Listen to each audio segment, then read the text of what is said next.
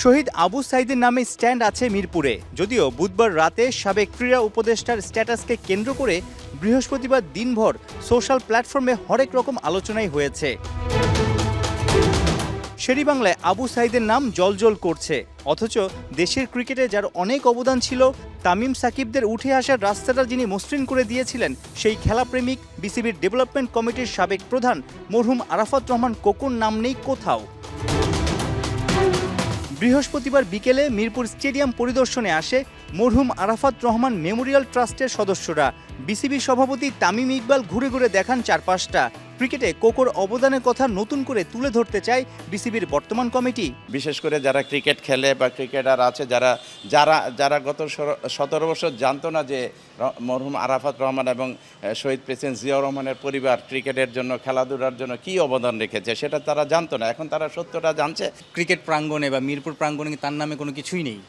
এটা আপনারা জানেন, গত 17 বছর কিন্তু আমরা এই ধরনের মানে যারা ক্রিকেটের জন্য করে গেছে তাদের নাম নিশানাও রাখে না এখানে। সুতরাং আমরা যেহেতু এখন আলহামদুলিল্লাহ আমরা ক্রিকেট বোর্ডে আছি, আমরা সবাই মিলে ওনাকে কিভাবে আরও সম্মানিত করা যায় সেই বিষয়গুলি আমরা খেয়াল রাখছি এবং ইনশাল্লাহ তাকে সম্মানিত করার জন্য যত রকম পদক্ষেপ আছে সব গ্রহণ করব। সুইমিং পুলটা তো যখন হবে নিশ্চয়ই এটার একটা নাম দেওয়ার আলোচনা হবে বোর্ডে বা মন্ত্রণালয় এটার সাথে যুক্ত থাকবে। আপনি কি আপনার জায়গা থেকে বলবেন কিনা যে আরাফাত রহমান কোকো যার ক্রিকেটে এত অবদান ছিল, তার নামে সুইমিং পুলটা বিসিবির প্রাঙ্গণে হলে কেমন হবে?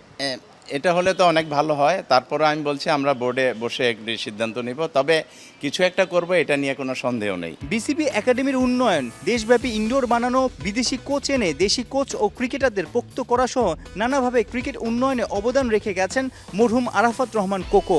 বছরের শেষ দিকেই আসছে তার নামে ক্রিকেট টুর্নামেন্ট, দেশব্যাপী সাড়া ফেলার লক্ষ্য। বিসিবি না, শুধু সারা বাংলাদেশের ক্রিকেটের ওনার অবদান ছিল। তো আমরা Arafat Rahman cocoa Memorial trust পাবো এই সহ আমরা এই নভেম্বরের থেকে ডিসেম্বরের মধ্যে ইনশাল্লাহ আমাদের ওনার সারা বাংলাদেশে ওনার নামে টুর্নামেন্ট শুরু হবে। এই টুর্নামেন্টটা মাঠে করাবে।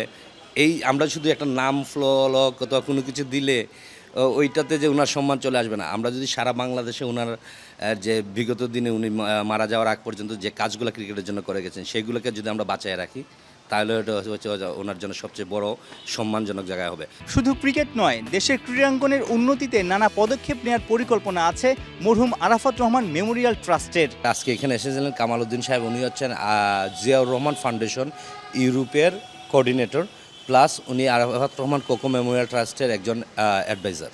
তো আর আপনারা জানেন আরাফাত রহমান কোকো মেমোরিয়াল ট্রাস্টের মেইন চিফ অ্যাডভাইজার হচ্ছেন আমাদের মাননীয় প্রধানমন্ত্রী জনাব তারেক রহমান সাহেব। সাইফুল রূপক, ৭১।